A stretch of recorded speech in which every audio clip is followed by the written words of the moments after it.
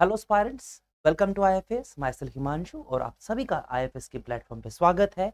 और हमारी जो रफ्तार सीरीज जो रोज शाम को 5 बजे आपको यूजीसी नेट हो या फिर आपके जो रेस्पेक्टिव सेट होते हैं, आने वाले एग्जाम है जैसे कि Andhra Pradesh SET, Chhattisgarh SET, MP SET, HP SET, इन सब के लिए बहुत भी महत्वपूर्ण है। तो रोज शाम को 5 बजे आपको जुड़ जाना है आईएफएस के साथ में, और हम लोग क्वेश्चन करने वाले हैं विद इन 10 to 15 मिनट। तो आपको जुड़े रहना है और क्वेश्चन को देखना है। What are the different steps followed by self regulated learning? Setting goals, analysing the task, regulating learning, devising plans, enacting tactics and strategies. स्वनियंत्रित शिक्षा द्वारा अनुसरित विभिन्न चरण क्या है, ये आपके सामने सारे के सारे चरण लिखे हुए हैं। आंध्र प्रदेश सेट के एस्पायरेंट्स के लिए तेलुगु का एक ट्राई किया गया है आईएफएस के द्वारा। आई होप ये आपके लिए हेल्पफुल होगा। तो इसका आंसर क्या होगा, जल्दी से इसका अपन देखते हैं। देखिए, पहला क्वेश्चन को रीड कर सकते हैं आराम से। इसमें क्या पूछा है? सेल्फ रेगुलेटेड लर्निंग के बारे में पूछा गया है। ठीक है, अलग अलग स्टेप्स पूछे गए हैं सेल्फ रेगुलेटिंग लर्निंग के लिए। तो हमारा जो आंसर हो सकता है वो CABD, मतलब पहले कौन सा आएगा बाद में कौन सा है ना, स्टेप बाय स्टेप। आप खुद बताइए, अगर आपको लर्निंग करनी है, कुछ पढ़ना है, तो इनमें से क्या करोगे पहले? सबसे पहले आप एनालाइज करोगे टास्क को। कुछ भी आपको दिया गया है, गाड़ी चलानी है तो गाड़ी चलाने के लिए आप उसको करोगे कि उसमें किस तरह से गाड़ी चलाई जा सकती है, उसको एनालाइज करोगे कि अच्छा ये एक्सेलरेटर है, ये ब्रेक है, this is the break, this is the accelerator, this is the gear boxes, है ना, this is how the wheel works, this is how you will do it, है ना। इस तरह से हम लोग करने वाले हैं। तो सबसे पहले करेंगे हम लोग, टास्क को एनालाइज करोगे, उसके बाद में गोल को सेट करोगे। If you are preparing for our SET examination, NET examination, first you will analyse the task by reading the syllabus. Syllabus read करोगे, प्रीवियस ईयर क्वेश्चन पेपर देखोगे, फिर गोल को सेट करोगे कि मुझे ये प्रीवियस ईयर क्वेश्चन पेपर कितने दिन में करना है। This is the second. उसके बाद में you will go for the plans, you will make the strategies, then you will work on enacting those tactics and strategies. बना ली स्ट्रेटेजी, उसके बाद में you will work over those strategies. This will be the fourth option, and then you will regulate your learning. So this is how we do self-regulated learning. All right, next question is, among the following parts of sampling techniques, which one is also known as judgmental sampling? Judgmental sampling, quota sampling, convenience sampling, cluster sampling, या फिर purposive sampling. As you can see, there are various type of samplings: convenience, purposive, snowball, quota, as you can see in the diagram itself. So judgmental sampling is also known as purposive sampling, and there are many types of purposive sampling also. ठीक है, like maximum variation sampling, homogeneous sampling, typical case sampling, extreme case sampling, critical case sampling, total population sampling, and expert sampling. These are the various type of purposive samplings. Okay, and this is our purposive sampling. All right. चलिए, तो now in this particular session we have talked about purposive sampling. हम लोगों ने purposive sampling की बात की है, but जो नए क्वेश्चंस बन सकते हैं वो क्लस्टर सैंपलिंग, कन्वीनियंस सैंपलिंग और कोटा सैंपलिंग के ऊपर होते हैं। अगर आप उनको डिटेल में जानना है तो आप हमारे YT क्लासेस जो होते हैं सुबह 11 बजे से, वो आप अटेंड कर सकते हैं, और YouTube के सेशंस अटेंड कर सकते हो। और अगर वो और डेप्थ में चाहिए तो आप हमारे IFS के कोर्सेज को भी परचेज कर सकते हो, जिसमें हम लोग लाइव क्लासेस भी करवाते हैं। ऑलराइट, उसके बाद में है, in decision making process group communication helps in maintaining what? Status of top management, policy deviation, ethnic prejudice, equilibrium related socio emotional concerns.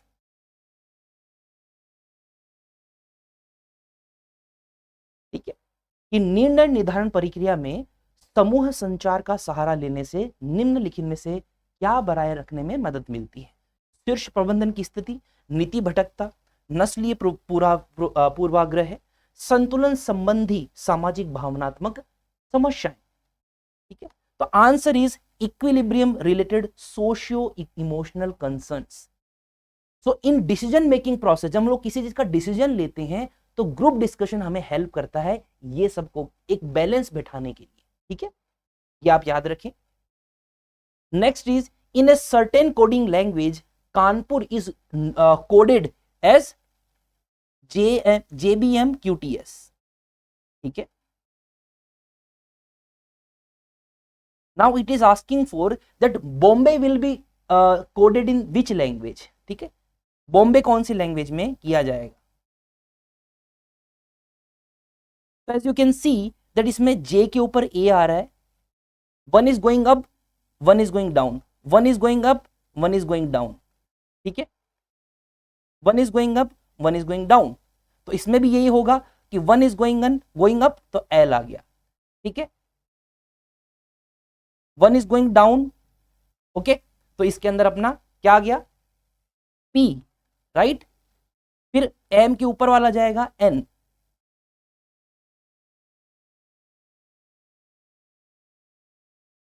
कीजिए कीजिए, यू ट्राई।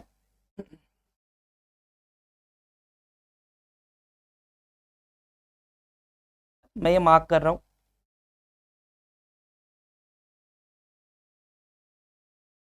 तो एक ऊपर एक नीचे, एक ऊपर एक नीचे, इस तरह से इसका आंसर अपन को करना है। ठीक है ना, हो गया। तो अपने M से पहले L आ गया, B के बाद में C आ गया, A के पीछे Z आएगा और Y के नीचे भी Z आएगा। ठीक है, तो APLCGG, this would be our answer. Alright, तो ये हमारे कुछ क्वेश्चन है। उसके बाद में है given below are two statements. Statement 1 is Google Meet is a pure cloud based video conference solution. Statement 2 is Google Meet provides cloud storage as well as ability to open and modify documents online.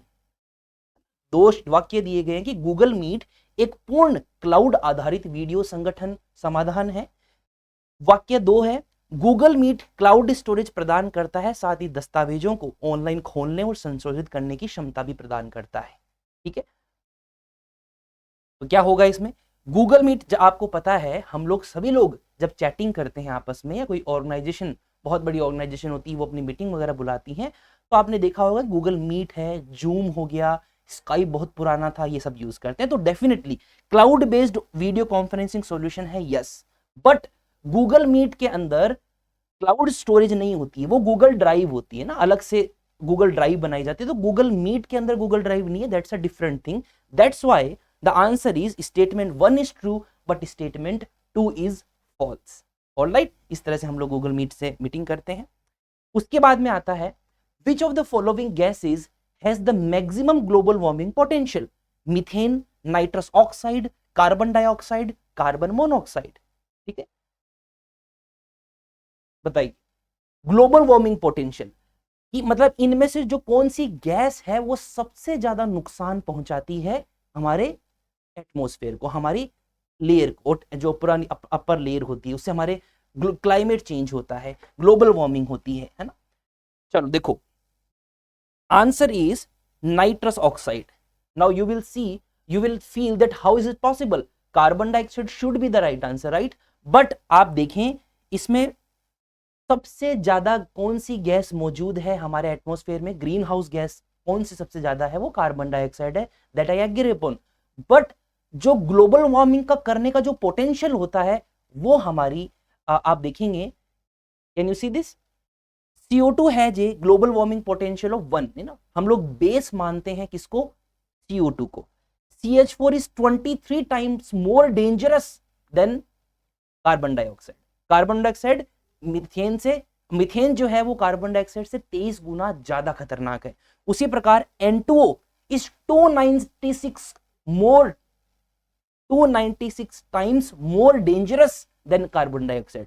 जो N2O है, जिसको हम लोग nitrous oxide बोलते हैं, वो carbon dioxide से 296 गुना ज्यादा खतरनाक है। Now you will ask me कि सर ये N2O हम लोग CO2 के लिए क्यों serious? Why we are serious about CO2? We should be concerned about these gases. Definitely we are concerned about these gases, but इनकी क्वांटिटी कम है। N2O, HFC, HFC 134A, HFC, ये हमारे एटमॉस्फेयर में कम क्वांटिटी में पाई जाती है, CO2 बहुत ज्यादा पाई जाती है, ठीक है।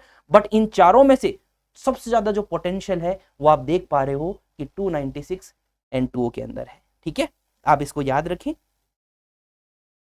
Next is the college that has exclusively meant for education of Indian princes before independence was Reid college, Daly college, saint Xavier college, Forman college Lahore, ठीक है। बिफोर इंडिपेंडेंस, स्वतंत्रता से पहले भारतीय राजकुमारों की जो शिक्षा होती थी वो किस कॉलेज में होती थी? ये हायर एजुकेशन से क्वेश्चन है आप लोगों के लिए। Answer is Delhi college, Daly या Delhi, whatever you pronounce for, it is in Indore, okay. This college is meant for education of Indian princes, ठीक है। And homework for you today is, which of the following universities have their locations in Bihar? Vallabhi, Vikramshita, Sridhan Katak, ओडनपुरी, ठीक है। ये सारी की सारी universities हैं और कौन सी जो है उनका लोकेशन बिहार के अंदर है वो आपको बताना है। A and B only, B and D only, A and B only, B and C only. All right, this question's answer you have to write in comment box. I will reply in there whether you are correct or not. All right, and you should subscribe channel for such more such content. हम लोग रोज की conduct करने वाले हैं शाम को 5 बजे, तो चैनल को लाइक कर दीजिए, चैनल अपनी वीडियो को लाइक कर दीजिए, चैनल को सब्सक्राइब कर दीजिए और नोटिफिकेशन बेल को ऑन रखना है। और साथ ही साथ में if you are interested in paper 1 live batches, we are conducting it live with the IFS 30 code. IFS 30 code use करके आप कर सकते हो, रिकॉर्डेड कोर्स को परचेस कर सकते हो। You can purchase our test series also and everything is available on our website ifasonline.com. So you have to visit the ifasonline.com and after sign up you will be asked what UGC NET paper 1 as a course, तो उसको select करना है। You have to select the UGC NET paper 1 and then you will find all these details, demo videos of our faculties, exam, all about exam, syllabus, previous year question paper, cut off a paper analysis and many more things, okay. So ifasonline.com, visit it and register yourself and take the benefit out of it. Thank you so much and see you soon.